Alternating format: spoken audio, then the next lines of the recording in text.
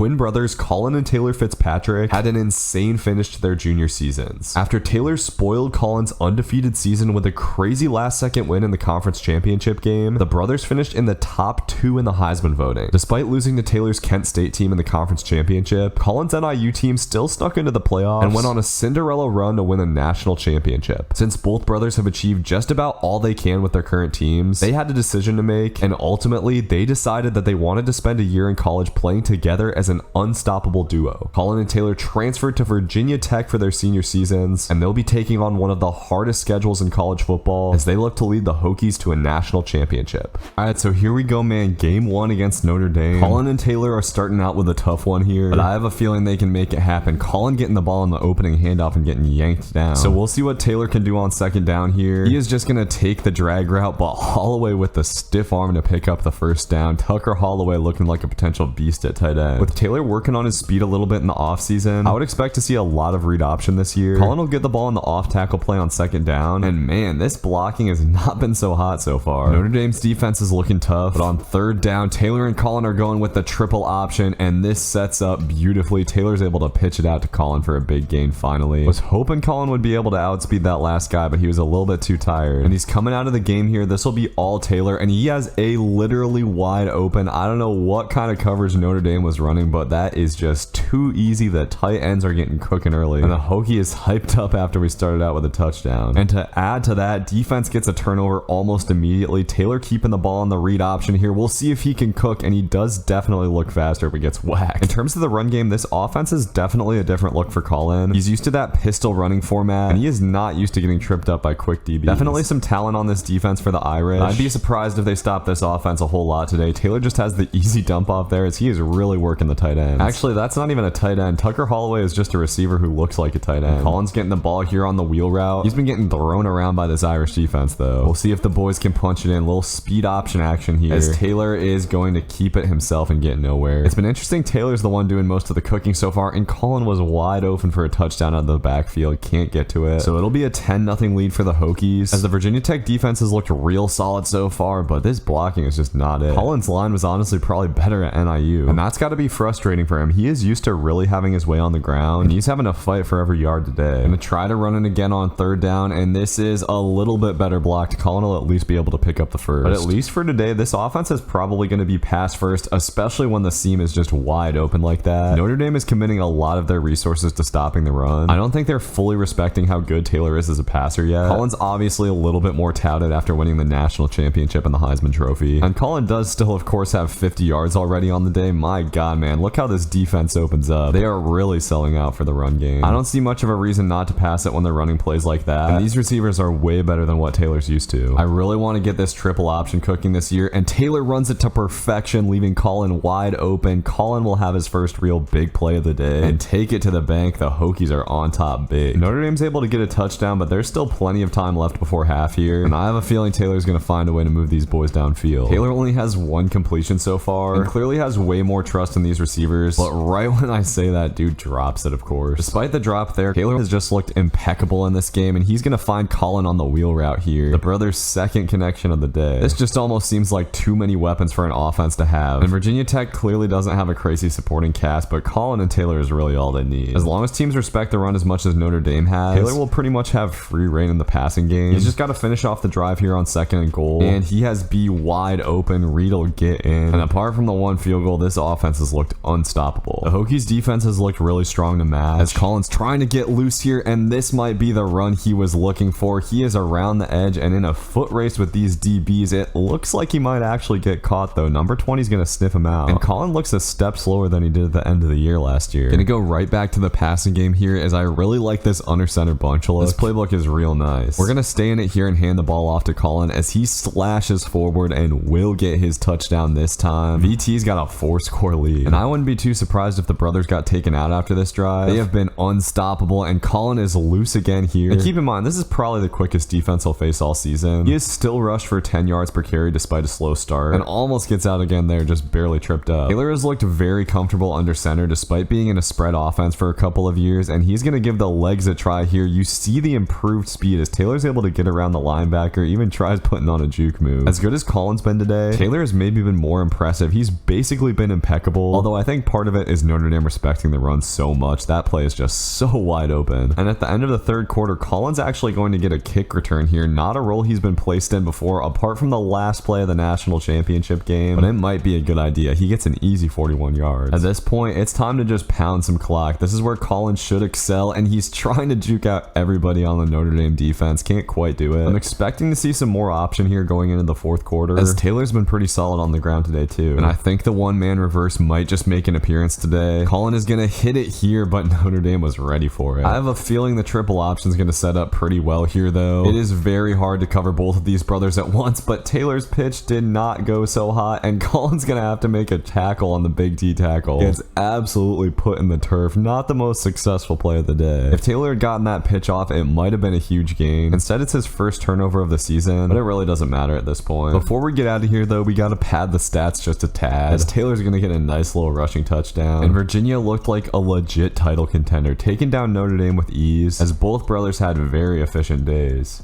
Next up, the brothers are taking on Florida in Virginia Tech's first home game. It's a tough start for Colin on the first play, as the Gators had that totally sniffed out. We continue to see the blocking not be ideal for Virginia Tech, and I wonder if the Gators will stack the box as much as Notre Dame. Doesn't look like they have anyone up the middle here, but Taylor's going to keep it on the read option, cutting it in and picking up near the first down. There's just so much this offense can do with both of these boys on the team, and Colin with a ton of space to the outside here might have a big play, and he's able to get around a guy. He will jet down the sidelines for a swift 27-yard gain. Nice way to get things cracking for Colin. We'll see if Taylor can finish out the drive here. He will get out of the pocket and has nothing but green grass in front of him. He might have a shot to take it into the end zone and makes a guy miss. Taylor Fitzpatrick, the dual threat quarterback. Who would have thought? And that is great stuff to have on NFL tape. I'm really liking how this play sets up. Colin just has to get around the edge, and oh man, he almost housed that. Just barely stepped out. First quarter could not be off to a better start. Taylor has a man wide open here. That's that boy Holloway getting absolutely creamed by the cornerback. We'll go to the outside run here for Colin, but man, the block sheds are just crazy for Florida right now. These wide receivers do not block. I think that's one small thing that Northern Illinois did really well. Colin always had blockers downfield, but it looks like he'll have to do more of the work himself here. I think he's also still getting adapted to this playbook style, where the quarterback is much more important to the offense, and Taylor's been looking great on the ground. He might not have the speed like Colin, but he has a good sense of what to do with the ball in his hands. We're gonna have a 3rd and goal coming up here, and the read option should hopefully be money. Taylor is going to keep this one, and I don't know what was going on with the blockers, but that didn't work out at all. Unfortunately, our kicker misses the chip shot. And Colin's running it from the goal line here. Yeah, I did not like how that set up at all. Colin has been taking some punishment in these first couple games, and we're going to sneak in a little surprise pass here. Taylor will just take the easy out route to get out of the end zone. Need to score before half here. Going to go back to the bunch, and Taylor gets crushed in the pocket. He's only thrown the ball 4 times today. The quarterback run has been a much bigger factor than expected, as the halfback run hasn't been working great. Something about this scheme is just not quite as good for Colin, I don't think. And Taylor getting out of the pocket here, gets into dangerous territory, but gets out of it, lofting it up deep, and he is lucky that wasn't a pick. I like the idea, but that was a little crazy from Taylor. Sometimes that boy Taylor just has a mind of his own. I don't know what it is, but we got a tie game on our hands. Colin getting the ball here and getting tracked down right away. This Hokies offense is not looking nearly as dynamic as expected, and Colin's getting it on the halfback screen. He should have a lot of room and might be able to get around the edge. Colin Fitzpatrick is down the sideline and getting tripped up from behind. Colin's amped up, but man, I don't usually see him get tripped up like that. Maybe it's the tougher competition, but it seriously does seem like he's lost a step a little bit. And Taylor will get out of the pocket here, has Colin wide open. How do you lose Colin Fitzpatrick in the open field? He'll hit a dirty back juke to get down to the 10. Love to see the brotherly connection there. Colin's off the field here though, and Taylor will try to get it into the end zone, running it again. Once again, he will do it. Taylor Fitzpatrick looking quick on his feet, and we might have a pretty serious battle between these two brothers for the Heisman. Colin has looked kind of pedestrian today, but this triple option is going to set up perfectly for him, and this is where he should be in the clear, man. Got to turn on the burners, and he will get caught by number 2. Still going to be a 60-yard rush for our guy. Like I said though, man, I think Colin's just lost a half step. I don't know what it is, but he is just not feeling quite as fast. And the Virginia Tech kicker might actually be dog water. He has missed 2 field goals. And I am shocked that this offense has been held to 14 points. Feels like another big play needs to happen soon. And this might be it. Colin has the edge and gets around a guy. I don't know if he'll be able to take this to the house, but it's going to be a huge gain. Colin Fitzpatrick will be able to fight his way into the end zone. His second 60-yarder of the day. Let's go. But this game is far from over. Florida's offense has been fighting back, and the boys have got to put together a touchdown drive here. Colin's going to get it on the screen, trying to get around the outside, and somehow is going to turn this into a first down and more. That was absolutely all speed for Colin. And Taylor's made plays with his feet today, but hasn't made too many plays with his arms. He's been looking just a little bit gun shy in the pocket. Definitely not in the same rhythm he hit last week, but this triple option is looking perfect. Taylor will pitch it out to Colin, and Colin will do the rest. I talked him down a little bit at the beginning of this game, but Colin is going off now. Florida just keeps fighting though. They turn it back into a 1-possession game. Colin gets dogged in the backfield there. Looks like the Hokies are going to need Taylor to make a play, and he's going to make a throw over the middle of the field. Thankfully gets completed, and now we should be able to run a ton of time off the clock. I would love for Colin to just get another big play here and close this thing out, as Florida is sending the house and will get him in the backfield, unfortunately. Okay, so now it's a huge 3rd and 15. Hokies are going to pass for it, and this is man coverage. Taylor's getting out of the pocket and finds Gosnell, who just barely picks up the first down. The Florida Gator cannot believe it, and the Hokies should just be able to run out the clock to escape with the win. A gutsy performance from Taylor and Colin in the second half, and this team makes it through the first couple of games undefeated. Colin balled out today, 200 yards as well as 79 receiving. Taylor was efficient through the air but didn't have any passing touchdowns. Really, both of these guys did it on the ground in this one.